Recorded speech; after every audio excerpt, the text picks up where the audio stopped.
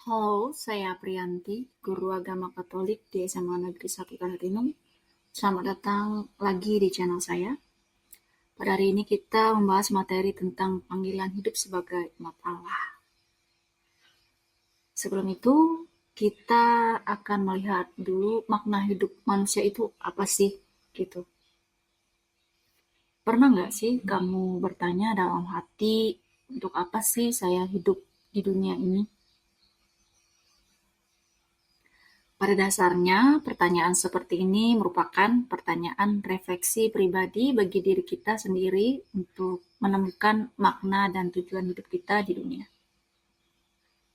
Dengan bertanya pertanyaan tentang tujuan hidup, kita dapat mencari jawaban tentang makna sesungguhnya hidup kita di dunia. Tuhan yang menciptakan, kita menanamkan di dalam hati kita kerinduan hati untuk kembali kepadanya, dari mana kita berasal, tujuan akhir tempat kita berpulang. Tuhan menginginkan semua manusia hidup berbahagia. Semua manusia umumnya mencari kebahagiaan dan ini adalah suatu hal yang normal, maka ketika kita menghadapi cobaan dalam hidup, meski itu berat sekalipun, kita hendaknya tetap bersandar pada Tuhan karena Dia adalah sumber kebahagiaan hidup. Artinya kita jangan sampai jatuh dalam kebinasaan yang membelenggu hidup kita, sehingga membuat hidup kita tidak bermakna. Dalam kitab suci, kita menemukan banyak pesan tentang makna hidup manusia yang sangat bermakna. Yesus sendiri mengajarkan bahwa hidup kita sangat bermakna, sangat berharga apabila kita hidup sesuai kehendak Allah. Dengan demikian, kita menjadi orang yang hidup penuh kebahagiaan. Bangkit dari keterpurukan. Bangkit dari keterpurukan memang sulit, tapi ada beberapa langkah yang bisa dilakukan. Pertama, terima perasaan yang ada dan beri diri waktu untuk merasakannya. Kedua, cari tahu apa yang memicu keterpurukan dan coba atasi, baik dengan mengubah kebiasaan mencari dukungan atau berkonsultasi dengan profesional. Ketiga, fokus pada hal positif yang bisa dikendalikan seperti menjaga kesehatan melalui olahraga atau hobi. Keempat, tetapkan tujuan kecil bisa dicapai untuk membangun kembali kepercayaan diri. Dengan kesabaran dan usaha, Anda bisa bangkit kembali untuk menuju kehidupan yang lebih baik. Itu adalah salah satu cara untuk bangkit dari keterpurukan, menemukan makna hidup. Dalam Injil Matius pasal 5 ayat 1-12, Yesus mengajarkan bahwa hidup kita sangat bermakna, sangat berharga apabila kita hidup sesuai kehendak Allah. Dengan demikian, kita menjadi orang yang hidup penuh kebahagiaan. Tantangan dari sabda-sabda bahagia adalah agar kita membuka hati bagi Allah dan memperkenankannya mengubah hidup kita. Tuhan Yesus memberikan kelegaan pada mereka yang terpanggil untuk memasuki kerajaannya sekalipun hidup terasa sangat sengsara, bernasib sial dan tidak pernah nyaman akan dunia ini, namun sebagai pengikut Yesus yang sejati, kita akan bahagia. Karena kasih Allah tidak pernah terlepas dari awal sampai akhir. Selanjutnya, panggilan hidup berkeluarga. Kita lanjut ke panggilan hidup. Setelah menemukan makna hidup. Tujuan hidup setiap orang pastinya berbeda-beda, tujuan hidup dan panggilan sesuatu yang berbeda arti jika kita sangkut pautkan dengan ajaran agama Katolik. Kata panggilan hidup merujuk kepada Tuhan memanggil seseorang untuk menjadi apa. Ada yang memilih menikah dan ada yang memilih melajang selamanya. Dalam ajaran gereja, arti dan makna keluarga merupakan suatu pendidikan untuk memperkaya kemanusiaan. Akan tetapi, supaya kehidupan dan perutusan keluarga dapat mencapai kepenuhan, dituntut komunikasi batin yang baik yang ikhlas dan dalam mendidik anak. Kehadiran aktif ayah sangat membantu pembinaan mereka dan pengurusan rumah tangga oleh ibu, terutama dibutuhkan oleh anak-anak yang masih muda. Perlu dijamin tanpa maksud supaya mengembangkan peran sosial wanita yang sewajarnya dikesampingkan. Tugas dan tanggung jawab istri atau suami. Pertama-tama kita akan bahas tugas dan tanggung jawab suami atau ayah. Pertama, sebagai kepala keluarga. Sebagai kepala keluarga, suami harus bisa memberi nafkah lahir batin kepada istri dan keluarganya. Mencari nafkah adalah salah satu tugas pokok seorang suami. Sedapatnya tidak terlalu dibebankan kepada istri dan anak-anak. Untuk menjamin nafkah ini, sang suami hendaknya berusaha memiliki pekerjaan. Selanjutnya, suami sebagai partner istri. Perkawinan modern menuntut pola hidup partnership. Suami hendaknya menjadi mitra dari istrinya. Pada masa sekarang ini, banyak wanita yang menjadi wanita karir. Kalau istri adalah wanita karir, maka perlulah suami menjadi pendamping, penyongkong, dan pemberi semangat baginya. Dalam kehidupan rumah tangga, istri pasti mempunyai banyak tugas dan pekerjaan. Janganlah membiarkan dia sendiri yang melakukannya hanya karena sudah mempunyai pembagian tugas yang jelas dalam rumah tangga. Banyak istri yang merasa tertekan, merasa tidak diperhatikan lagi karena apa saja yang dibuatnya tak pernah masuk dalam wilayah perhatian suaminya. Tugas suami selanjutnya itu suami sebagai pendidik. Orang sering berpikir dan melemparkan tugas mendidik anak-anak pada istri atau ibu. Padahal, anak-anak tetap memerlukan sosok ayah dalam pertumbuhan diri dan pribadi mereka. Sosok ayah tak tergantikan. Jadi tanggung jawab mendidik anak bukan kepada istri saja. Selanjutnya, tugas dan tanggung jawab seorang istri atau ibu. Yang pertama, istri sebagai hati dalam keluarga. Suami adalah kepala keluarga, maka istri adalah ibu keluarga yang berperan sebagai hati dalam keluarga. Sebagai istri, sebagai hati, istri menciptakan suasana kasih sayang, ketentraman, keindahan, dan keharmonisan dalam keluarga. Selanjutnya, istri sebagai mitra dari suami. Sebagai mitra, istri dapat membantu suami dalam tugas dan karirnya. Bantuan yang dimaksud di sini seperti memberi sumbangan saran dan dukungan moral. Hal pertama lebih bersifat rasional dan yang kedua lebih bersifat efektif. Dukungan moral yang bersifat efektif lebih berarti bagi suami. Seperti itu. Selanjut, istri sebagai pendidik. Ibu merupakan pendidik yang pertama dan utama dari anak-anaknya. Hal ini berarti bahwa ibu adalah pendidik ulung. Ada ungkapan bahwa surga berada di bawah telapak kaki ibu. Artinya, kita tidak boleh bersikap melawan terhadap orang tua, terutama sekali kepada ibu kita. Itu tugas seorang istri yang selanjutnya. Selanjutnya, kewajiban anak-anak terhadap orang tua. Kewajiban anak terhadap orang tua tidak statis dan tidak selalu sama, melainkan dipengaruhi baik oleh perkembangan maupun oleh situasi dan kondisi. Semakin hari, anak hendaknya makin mandiri. Orang tua makin lama makin tua membutuhkan anaknya.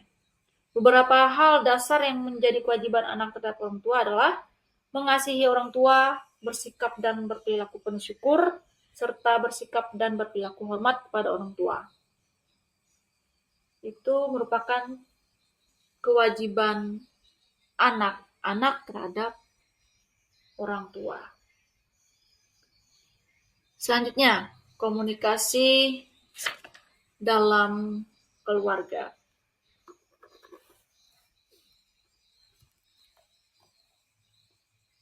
Komunikasi berarti menyampaikan pikiran dan perasaan kita kepada pihak lain. Berkomunikasi tentang hal-hal yang sama-sama diketahui dan dirasakan akan terasa jauh lebih mudah daripada mengenai bidang yang khas dunia sendiri. Namun untuk mencapai keserasian hubungan antar manusia, untuk mencapai saling pengertian justru yang paling perlu dikomunikasikan dalam keluarga.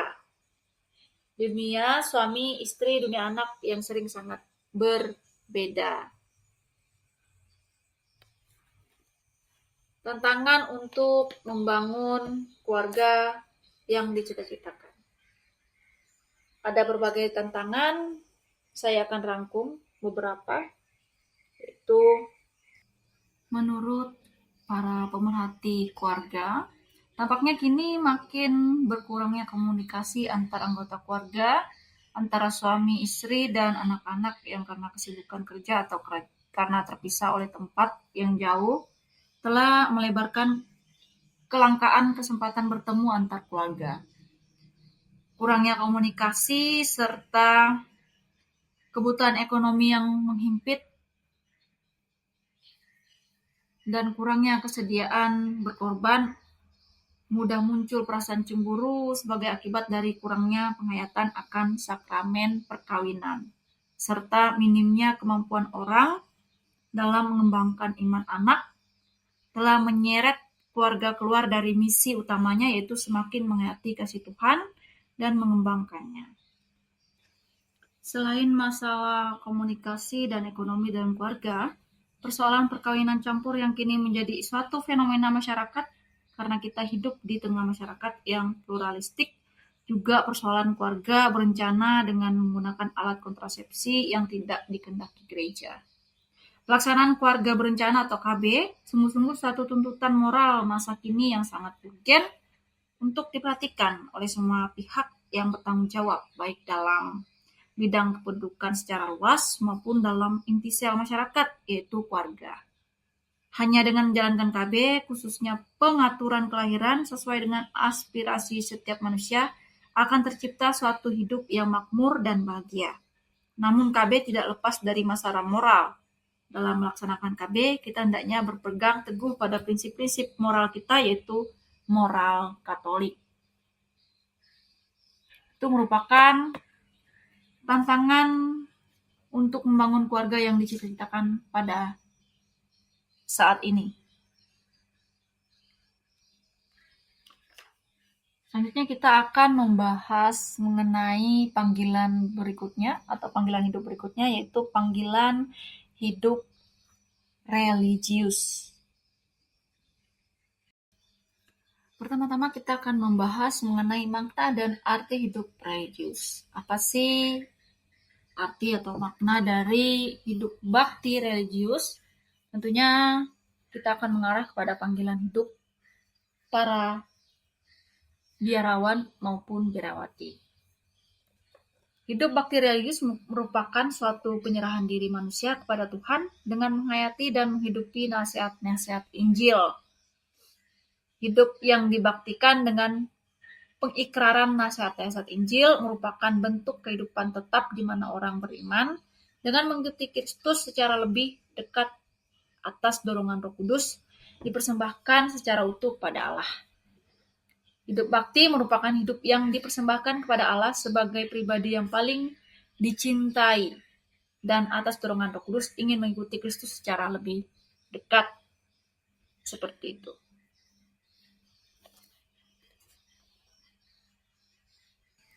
Selanjutnya kita akan membahas mengenai kaul-kaul dalam hidup bakti religius para biarawan biarawati.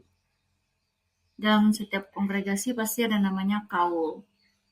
Kaulnya selalu sama, yaitu ada 3. Yang pertama, kaul kemurnian. Kemurnian atau keperawanan merupakan penyerahan diri secara menyeluruh kepada Kristus yang dinyatakan dengan meninggalkan segala-galanya demi Kristus dan terus-menerus berusaha mengarahkan diri kepada Kristus, terutama melalui hidup doa. Kemurnian demi kerajaan surga. Matius pasal 19 ayat 12. Yang diikrarkan oleh para religius harus dihargai sebagai karunia rahmat yang sangat luhur. Sebab secara istimewa membebaskan hati manusia supaya ia lebih berkobar cintanya, kasihnya terhadap Allah dan semua orang. Itu merupakan kaul kemurnian untuk religius. Yang kedua merupakan kaul kemiskinan. Kaul kemiskinan merupakan kesediaan atau niat untuk melepaskan hak memiliki harta benda duniawi. Jadi, biarawan jerawati hendak menjadi seperti Kristus dengan cara sukarela melepaskan haknya untuk memiliki harta benda. Seperti itu.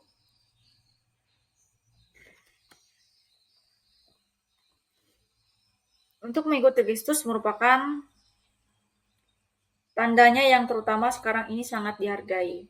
Hendaknya kemiskinan itu dihayati dengan tekun oleh para religius dan bila perlu diungkapkan juga dalam bentuk-bentuk yang baru.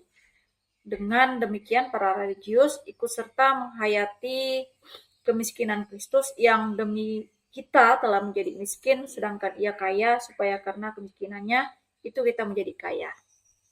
Seperti itu. Lanjut ketaatan. Kaul ketaatan atau biasa disebut ketaatan religius adalah ketaatan yang diarahkan kepada kehendak Allah.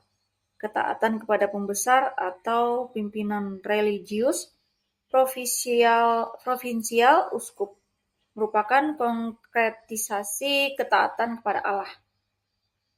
Maka itu, baik pembesar maupun anggota biasanya perlu bersama-sama mencari dan berorientasi kepada kehendak Allah. Dengan mengikrarkan ketaatan, para religius mempersembahkan bakti kehendak mereka yang sepenuhnya bagi korban diri kepada Allah. Maka seturut teladan Yesus Kristus yang datang untuk melaksanakan kehendak Allah. Seperti itu. Setelah kita panggilan religius, sekarang kita ke panggilan karya atau profesi. Arti dan makna kerja. Jadi kerja adalah setiap kegiatan manusia yang diarahkan untuk memajukan manusia, baik kemajuan rohani maupun jasmani, dan untuk mempertahankannya. Karena itu pekerjaan memerlukan pemikiran dan merupakan kegiatan insani. Kerja memerlukan pemikiran. Makna kerja. Ada berbagai makna kerja ditinjau dari berbagai segi. Di sini kita hanya melihat makna kerja ditinjau dari segi ekonomis, sosiologis, dan antropologis. Makna kerja dalam arti ekonomis yaitu bekerja dipandang sebagai pengerahan tenaga untuk menghasilkan sesuatu yang diperlukan atau diinginkan oleh seseorang atau masyarakat. Sedangkan makna kerja sosiologis, kerja selain sebagai usaha untuk memenuhi kebutuhan sendiri, sekaligus juga mengarah kepada pemenuhan kebutuhan masyarakat. Makna kerja antropologis yaitu kerja yang memungkinkan manusia untuk membina dan membentuk diri dan pribadinya. Dengan bekerja, manusia menjadi lebih manusia dan lebih bisa menjadi teman bagi sesamanya dengan menggunakan akal budi, kehendak, tenaga, daya kreatif, serta rasa tanggung jawab terhadap kesejahteraan umum. Itu merupakan arti dan makna kerja. Sedangkan tujuan kerja adalah yang pertama mencari nafkah. Kebanyakan orang bekerja untuk mencari nafkah, mengembangkan kehidupan jasmaninya dan mempertahankannya. Artinya, orang bekerja untuk memenuhi kebutuhan hidup, untuk memperoleh kedudukan serta kejayaan ekonomis yang menjamin kehidupan jasmaninya untuk masa depan. Nilai yang mau dicapai ini bersifat jasmani. memajukan teknik dan kebudayaan. Nilai yang mau dicapai ini lebih bersifat rohania. Dengan bekerja, orang dapat memajukan salah satu cabang teknologi atau kebudayaan dari yang paling sederhana sampai kepada yang paling tinggi. Yang terakhir, menyempurnakan diri sendiri. Dengan bekerja, manusia lebih menyempurnakan diri sendiri. Ia menemukan harga dirinya, atau lebih tepat, ia mengembangkan kepribadiannya. Dengan bekerja, manusia lebih memanusiakan dirinya. Itu merupakan tujuan dari bekerja. Selanjutnya kita akan membahas apa itu hubungan kerja dan doa. Hubungan antara kerja dan doa. Ora et labora, berdoa dan bekerjalah. Doa mempunyai peranan penting dalam pekerjaan kita. Dapat disebut antara lain, doa dapat menjadi daya dorong bagi kita untuk bekerja lebih tekun, lebih tabah dan tawakal. Doa dapat memurnikan pola kerja, motivasi, dan orientasi kerja kita kalau sudah tidak terlalu murni lagi. Doa sering merupakan saat-saat refleksi diri dan kerja yang sangat efektif. Doa dapat menjadikan kerja manusia mempunyai aspek religius dan adikodrati. Doa dan bekerja ada kaitannya sangat erat. Semakin kita bekerja, maka seharusnya semakin kita berdoa. Kalau kerja semakin banyak ada bahayanya, orang semakin tenggelam dan terikat pada kerja. Maka doa sebagai refleksi atas kerja harus ditingkatkan pula supaya kerja yang banyak tetap murni dalam segala aspek. Kalau kerja semakin banyak, tentu semakin dibutuhkan kekuatan dan dorongan. Doa sering bisa merupakan kekuatan bagi orang beriman. Doa dan kerja seharusnya merupakan ungkapan dan perwujudan iman seseorang. Tadi merupakan hubungan kerja dan doa. Sekarang kita membahas mengenai kerja dan istirahat. Kerja dan istirahat merupakan dua hal yang saling melengkapi. Karena memerlukan istirahat, manusia seharusnya bekerja menurut irama alam seperti yang dilakukan oleh para petani dalam masyarakat pedesaan. Peredaran hari dan pergantian musim menetapkan irama kerja dan istirahat. Namun, di dunia industri, irama semacam itu hancur. Orang bekerja dalam irama mesin dan di bawah perintah orang lain. Tidak jarang orang kehilangan haknya untuk beristirahat demi target produksi. Dengan demikian, kerja bukan merupakan bagian hidup manusia lagi, tetapi hanya merupakan sarana untuk mencapai suatu tujuan di luar manusia. Dengan kata lain, pekerjaan menjadi sarana produksi melulu dan dengan demikian merendahkan martabat manusia. Dalam kitab suci dikatakan bahwa Tuhan tidak hanya bekerja tetapi juga beristirahat. Hari ketujuh merupakan hari istirahat setelah 6 hari sebelumnya ia bekerja. Ia menyuruh manusia untuk beristirahat juga setelah bekerja. Hari ketujuh adalah hari Sabat Tuhan, Allahmu. Maka jangan melakukan suatu pekerjaan. Maka sebagai citra Allah, manusia tidak dapat dipaksa untuk bekerja secara terus-menerus. Ia juga harus diberi kesempatan untuk beristirahat. Maka sebetulnya dalam firman Tuhan itu terkandung 3 kewajiban manusia. Yang pertama, kewajiban bekerja. Kedua, kewajiban beristirahat. Dan kewajiban melindungi mereka yang harus bekerja dalam ketergantungan. Dengan demikian hidup semua orang dilindungi, jadi jangan sampai kerja menjadi lebih penting daripada hidup dan hasil kerja dinilai lebih tinggi daripada manusia. Firman Tuhan mau membebaskan manusia dari penindasan manusia oleh pekerjaan dan perencanaannya sendiri. Tuhan menghendaki supaya manusia tetap tinggal sebagai citra Allah dan bukan alat produksi. Ya, sekian materi saya mengenai panggilan hidup sebagai umat Allah. Terima kasih. Sampai ketemu di materi selanjutnya. Salve, Tuhan Yesus memberkati. Dadah.